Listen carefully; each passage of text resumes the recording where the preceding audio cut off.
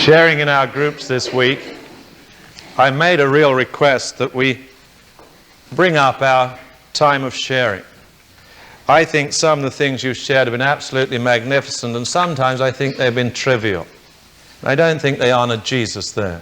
I think that when we come to share, we need to be sharing who Jesus is and what we've learnt from him. And to help your thinking here, I've shared with the groups, some of them, from what we've been studying on Monday afternoon in the book of Job. We've been sitting on the trash heap and scratching ourselves with Job, and we've found some very fascinating lessons. And it begins in the opening 2 chapters. A scene that you may or may not be able to picture, where it says that Satan was in the presence of God, which has a particular problem. And God spoke to him and said this, "Have you considered my servant Job? For there's no one like him on the earth, a blameless and upright man, fearing God and turning away from evil." And Satan sneered and said, "Does Job serve God for naught? God, you're kidding yourself. Job doesn't serve you because he loves you. Job doesn't worship you because he loves you. He worships you for what you've given him. He doesn't worship you, he worships the hedge that you've put around him. Take away the hedge and he'll be finished." Now, before you blame Satan for that lie, which is what it was, think about yourself. Why are you living in Jesus Christ? Is it so that one day you'll be with him in heaven? Is it because of the blessings that he's poured out on you here? Or is it really because of who he is? Do you worship the real Jesus? Or do you worship the hedge? And in a matter of hours, Job lost the whole hedge. He lost all his sons and daughters in death. He lost all his cattle and flocks and herds. Every bit of his possessions were taken away. And he said, "Though he slay me, yet will I trust him." He said to God, "I don't understand what you're doing, but I know you're good, and I know you're wise, and I know you're perfect. But I don't understand you." And the second scene was the same.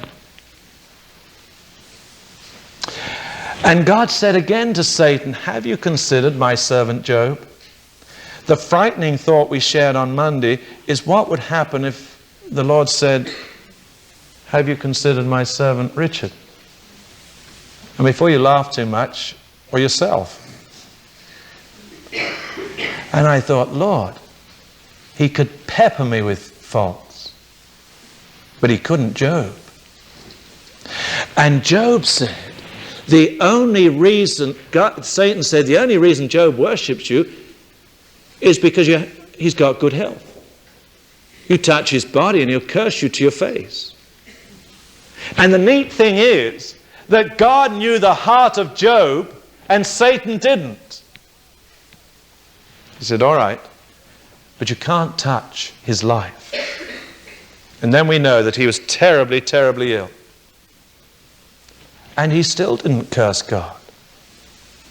He didn't understand. And some of you are suffering in different ways, and you're sitting where Job sat. And right now, you need to be worshipping the one who's good and wise and perfect, who you don't really understand. But you're still in the hollow of his hand, whatever is happening to you. And he's saying to you, do you really love me?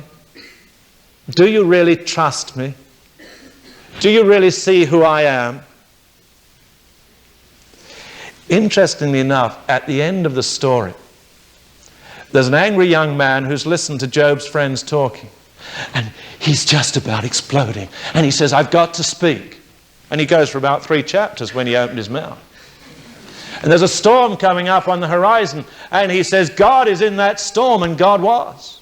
And as the storm got closer, they put their cloaks around them, waiting for God to tell them why the righteous suffered. He says, have you considered the crocodile? I don't know if you read this, but it does. Have you ever thought about the ostrich? Job, do you understand how I made everything? Job, if you don't understand the things that are around you, how can I ever teach you heavenly truth about suffering and righteousness? And Job bowed and worshipped. And he said, I knew about you, but now I've seen you as you really are. And God said, by the way, you three fellows need prayer from Job before you go home. And notice, God then healed Job. Are you tonight worshipping the Lord your God? We all know that what Jesus said. First commandment, love the Lord your God with all your heart and soul and mind. We say hallelujah. And then we find we're worshipping a hedge. And it may be one day that hedge will be taken away. And then what? You see, if you receive something, supposing you go out and buy a house, you come back the next Friday and you say, the Lord has led us and He supplied us with a house. And then a tornado hits and the house is gone. What are you going to share there? Because you're not going to share about the house. And it's so easy to focus on the blessings we've received and miss the one who's done it all. Have you considered my servant Job?